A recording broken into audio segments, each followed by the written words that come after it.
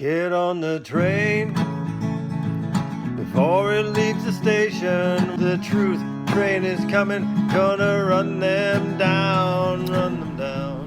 Hello there, folks. Okay, so we're here today talking about Norma Jean Clark again from episode 2 of Exhibit A on Netflix.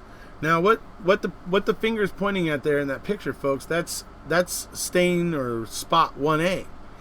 That is the only spot out of everything you see on there, circled and everything, all of it. The only one that tested positive for blood is the one that the finger's pointing at, way down there near the bottom hem of this gown and everything, right? So the reason why I'm pointing this out is, number one, out of all this stuff, that is the only thing that's blood. Number two, they don't know whose blood it is. They weren't able to find anything that way. And number three, the last thing is, how the heck would the spatter from the gunshot get down at the bottom hem of her dress? He's laying on a bed. So how does it get around the corner of the bed, get down and fly onto the bottom hem of her dress? Just one tiny little microscopic little spot. Why wouldn't it be why wouldn't there be spatter around her chest and that sort of stuff, in a likely place, right? All right. So I as I said, I went looking a little deeper into Norma Jean Clark from episode 2 of Exhibit A on Netflix, and I found this article here.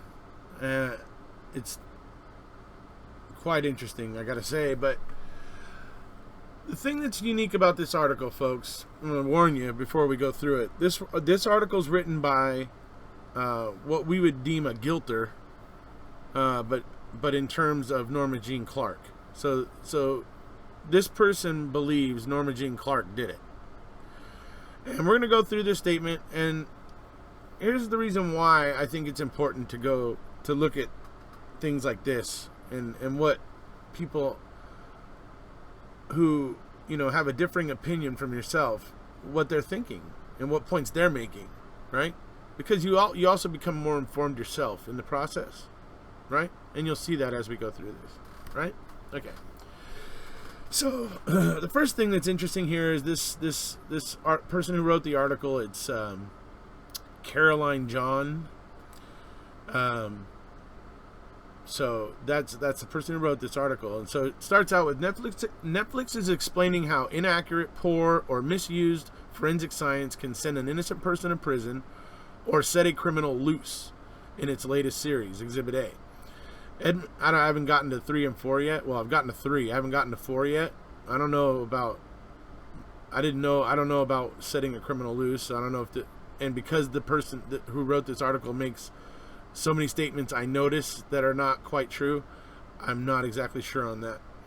But in this latest series, Exhibit A, Edmund and Norma Jean Clark's case is one that will be explored in this gripping true crime docuseries that begins streaming on June 28th.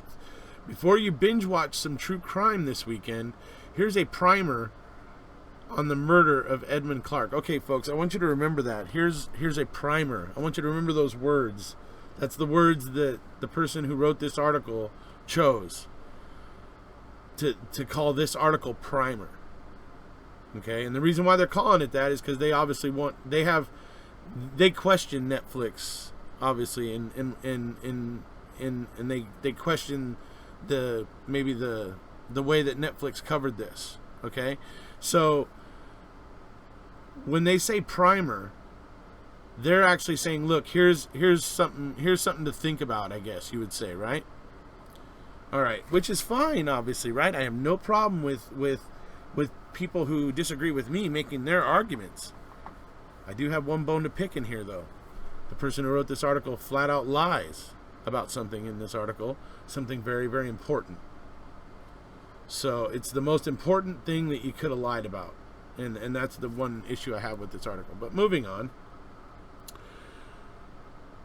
Edmund Clark was murdered in 1987. On April 22nd, 1987, Edmund Clark was found shot in his home in Laurelwood, Texas. He was on the bed, face down with a blanket pulled up to his shoulders, with one gunshot wound in his back and another in the back of his head.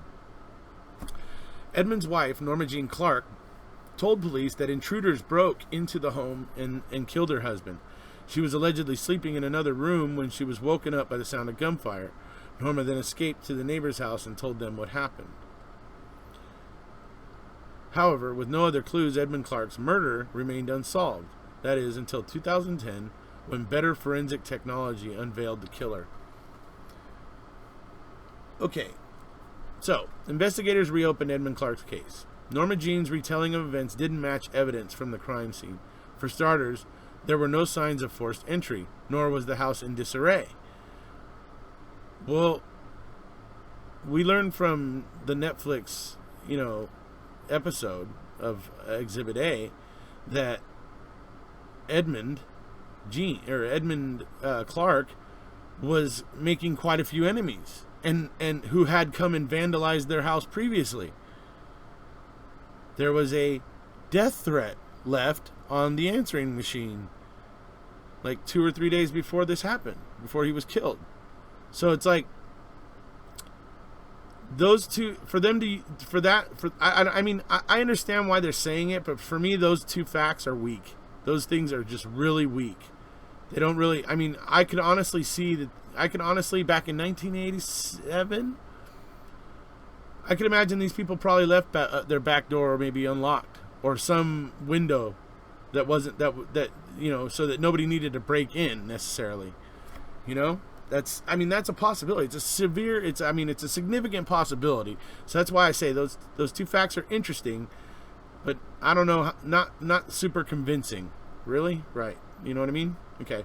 Secondly, Edmund was the owner of the .38 caliber gun that was used to kill him. Really? That's interesting. The investigators found the murder weapon on the dresser next to the bed. Now I do need to look into that. Now I actually do need to look into that, because I have to find out if this person is misreporting that, just like they do something else in this article. So now I need to look into that, because in the episode 2 of Exhibit A, the lawyer for Norma Jean, the lady that's representing her, she said that gun belonged to somebody else entirely, and held up the picture of the guy and said he now lived in Vietnam. So now I need to get that straight. Which one is right? Which one is correct, right? So, all right. The case was initially stalled with no suspects. The Harris County Sheriff's Office reopened Clark's cold case in 2010 to have a fresh set of eyes look at it. Norma Jean Clark becomes a suspect in her husband's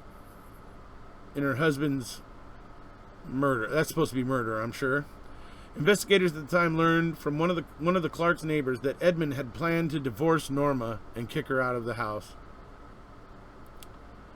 She had told a neighbor a week prior, a friend of hers, that in her first divorce she didn't get anything out of it, and she was going to be damned if she'd let that happen to her again, said Sergeant Dean Holtke of the Harris County Sheriff's Office.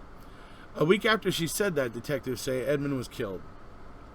After her husband's death, Norma Jean moved to Tennessee, where she was living until the case was reopened. She never remarried and has 2 children. She was suspected of involvement in her husband's murder, but forensic technology back in 1987 couldn't prove it. Advancements in the science by 2010, however, helped the sheriff's office solve this cold case, thanks to an article of clothing. All right, so you see how this person is representing that gown, right? Those of you who watched the video yesterday may know what I'm already kind of getting at, right? Blood found on clothes helped prove Norma Jean Clark's guilt.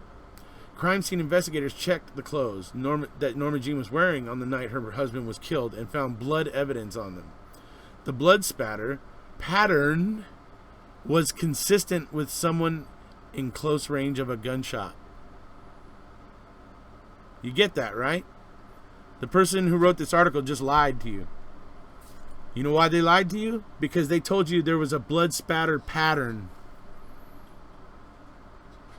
And why is that wrong? Because there was a bunch of spots on the gown, right? And it appeared to look like spatter. But the problem is only one of those tiny little dots was actually blood. And when it's only one little tiny little dot, that doesn't constitute spatter. So this person is saying they want to prime people for this Netflix series, but they're not choosing to be very honest right there. I'll put it that way. Investigators said that proved that Norma Jean wasn't in another room when Edmund was shot, as she claimed. She was arrested by Tennessee authorities at her home on Belvedere and was extradited to Texas in 2011, where she was facing charges of murdering her husband. On April 26, 2013, a jury found Norma Jean Clark guilty of murder more than 25 years after her husband's death. She was sentenced to 25 years in prison and is currently serving her sentence at the Carroll Young Complex in Dickinson. Norma Jean's children have remained silent during the ordeal. Okay, so a couple things I want to go ahead and point out here. Number one, the juror that's actually speaks to us in the episode 2 of Exhibit A, that there's the juror that actually speaks, right? And he talks about the spatter. Okay? There is no spatter, right? There's either an ineffective assistance of counsel here, or there's a Brady violation. There has to be, because how the hell does the jury not know that only one of those spots tested positive for blood? How does the jury not know that? That's a huge problem for me.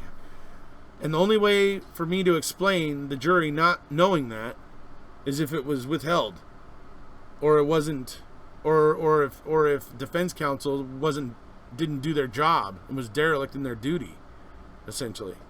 Right? Here's the other thing about it. Think about that nightgown, okay? The one spot that was blood, folks, if you remember from the episode last night, the one spot that was blood was way down at the bottom, near the bottom hem of the dress, or of the nightgown, whatever, right? Think about that for a second. If she was shooting him, and he was on the bed, right? And we're supposed to believe that this one tiny speck, right, was his blood. It's not like it would have a direct path from where she's shooting him in the back or in the head, supposedly. It wouldn't have a direct path right to the bottom hem of her gown. It would have to go around the bed to be able to get down that low on her gown. You see what I'm getting at? You know what I mean? Right? So, yeah, I'll tell you what though, this thing is interesting in one way because it has the attitude of Norma, they believe that Norma is guilty, and they do call into question some things that are interesting, not, they're circumstantial, extremely circumstantial, but they're interesting nonetheless. And like I said, I do seriously need to check out this claim right here about whether or not it was Edmund's gun or whether or not it was this other dude's gun who moved to Vietnam, right? So, I mean, I got to figure out what the story is there, but it's like I said, that's why it's interesting to listen. It's why I like to hear what the other side has to say on things, because it helps me to consider everything and not just what I'm getting in my bubble, So, all right. Wanted to give everybody that little update of what was going on here with Norma Jean, her case. It looks like she needs some help, folks, really. I mean, it seriously looks like she might need some help creating some awareness for her. Thanks to Netflix, she's going to get a bunch of it right now, but she, for me, there was never enough evidence to charge her, and because they knew that the evidence was weak, and so they didn't, and they never did. But when they identified those spots on that gown, and the way that it looked like spatter, it's like that was it. Once they did that, they were all in. And even when it came back that it wasn't spatter, it's like they just trucked on forward, and didn't want to pay attention to the facts. A lot like the person who wrote this article. So you know, I'm not saying it's impossible that Norma Jean killed her husband, but I'm saying there's no proof. There's not anywhere near enough proof. There's a truckload of reasonable doubt here. And I'm sure that this has to do with the prosecutor, using, pretty much every dirty trick he could, and theatrics and all that sort of stuff to win this case, because that's the way it normally goes, right?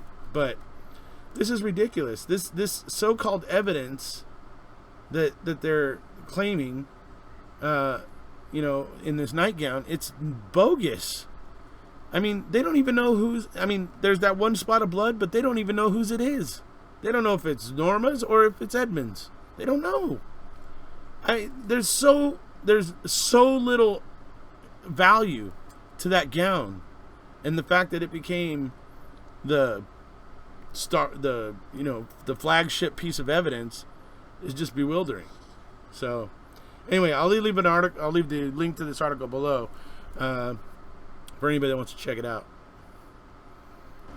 Alrighty, so when it comes down to it in this case, it's about what's our system based on, right? Our system is based on innocent until proven guilty, and the instructions given to the jury are you are to remain, you are to continue to think that the defendant is innocent until all reasonable doubt, or most of the reasonable doubt, to where the point where you're very sure, basically. But you have to remove almost all reasonable doubt to be that sure, right? Well, there is a truckload of reasonable doubt with this case. This is not. I mean, yeah, it's interesting that she's obviously the wife, and she was, and she made that statement about not wanting to to end up again with nothing like she did with her first divorce or whatever. I mean, so yeah, there's that, but that's circumstantial. I mean, that's not reasonable doubt removing. You know what I mean? But then you look at the fact that this guy's house was getting vandalized, and he was receiving death threats on his answering machine, and that kind of puts a little different spin on it, doesn't it? That actually creates more reasonable doubt, because I cannot be sure that this guy wasn't killed by one of the contractors that he pissed off. Because that contractor may have, seriously, when you don't pay your contractors and stuff, they can't pay their guys. It gets stressful. They get driven to do some pretty crazy things. Am I right? I mean, seriously. All right, so, when it comes down to it, you see all these spots identified, all of these spots, right? This is what got them excited about being blood spatter, right? High velocity spatter from the gunshots, right? Or what, that's what they were thinking. And I get why they were thinking that. I totally do. I would have thought the same thing, most likely. But the thing is that when the testing came back and we find out that almost none of them are blood, only one of them is, and you can't even find out whose blood it is. I mean, this is not a good piece of evidence. This is not a convincing piece of evidence. It's truly sad that they chose to plow forward with this, even when they found out that all these spots that they had identified were not blood. If they aren't blood, then they're not spatter. That's a huge problem. And yet the jury seemed to think that it was spatter. They didn't seem to know that those other spots weren't blood. That's all for today, folks. So if you haven't already, please hit subscribe, and we'll see you again real soon.